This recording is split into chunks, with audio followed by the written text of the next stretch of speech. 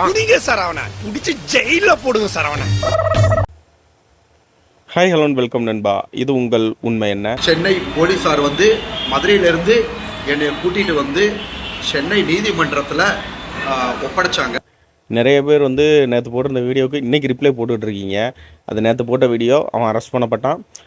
இப்போ வந்து பார்த்திங்கன்னா கோர்ட்லேருந்து ஒரு கொட்டு வச்சு அனுப்பியிருக்காங்க. அது என்னென்னு பார்க்க போகிறோம். வீடியோக்குள்ளே போகிறதுக்கு முன்னாடி மறக்காமல் நம்ம சேனலை சப்ஸ்கிரைப் பண்ணிடுங்க, லைக் பண்ணிடுங்க, தொடர்ந்து நம்மளோட இணைந்துருங்க. என்னென்னு பார்த்தீங்கன்னா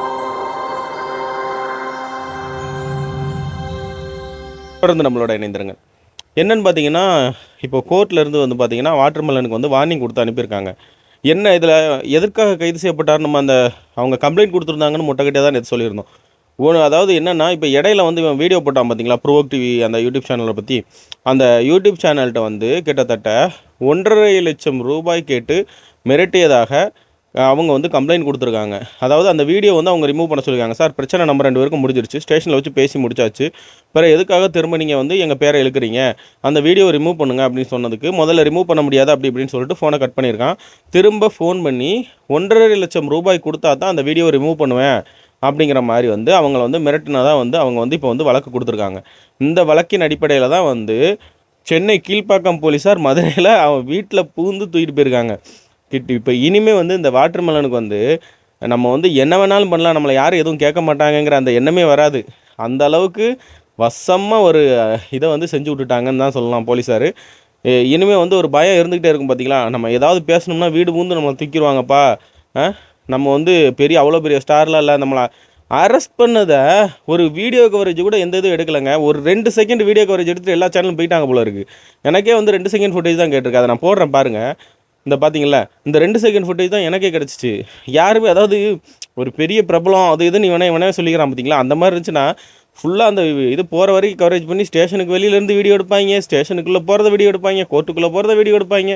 இவன் கோர்ட்டுக்குள்ளே போயிருக்கான், ஜட்ஜு சொல்லியிருக்காங்க இந்த வாட்டி ஜாமீன் தர்றோம், இது உங்களுக்கு ஃபைனல் வார்னிங், இதுக்கு மேலே யாரையாவது பற்றி வீடியோ போட்டிங்கன்னா கண்டிப்பாக உங்கள் மேலே ஆக்ஷன் எடுப்போன்னு இதை சொல்லியும் வெளியில் வந்த உடனே வீடியோ போட்டிருக்கான். எனக்கு ஜாமீன் கொடுத்துட்டாங்க மக்களே, ஜட்ஜு வந்து எனக்கு ஜாமீன் கொடுத்துட்டாங்க, நீதி வெல்லும் நியாயம் வெல்லும் அப்படின்னு. நான் ஒன்று சொல்கிறேன், நீதி வெல்லும் நியாயம் வெல்லும் இல்லை. இந்த மாதிரி கேசஸ்க்கு வந்து பெரிய தண்டனைலாம் கொடுக்க முடியாது. உடனே ஜாமீன் கொடுத்து அனுப்பிடுவாங்க. கேஸ் விசாரணை நடக்கும், ஒன்று ஃபைன் போடுவாங்க, அப்படி இல்லைன்னா வந்து ஏதாவது தண்டனை கொடுத்து ஒரு மாதமோ 2 மாதமோ தண்டனை கொடுப்பாங்க. அதுலேயும் ஜாமீன் வாங்கிட்டு நீங்கள் வெளியில் வந்துடுவோம். இதான் நடக்கும் இந்த கேஸில். இது வந்து ஒரு சாதாரண கேஸ் தான் வச்சுக்கோங்களேன், ஒரு பெட்டி கேஸ் மாதிரி தான் இதெல்லாம் கணக்கு. கோர்ட்டில் போய் ஆஜராக்கிறதோட போலீஸாரோட கடமை முடிஞ்சு.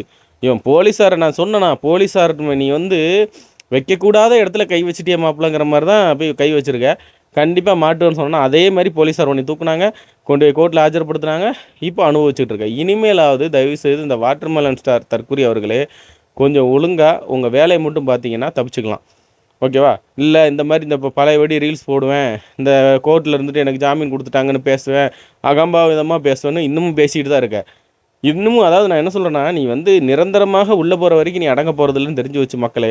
இவன் வந்து அந்த வீடியோ போட்டு சம்பாதிச்சு அதை தின்னு பழகிட்டான், ஓகேவா? ஒருத்தனை திட்டி ஒருத்தனை கேவலப்படுத்தி நான் பெரிய நடிகன்னு அது பண்ணி பழகிட்டான். இவனை வந்து திருத்தவே முடியாது, ஓகேவா?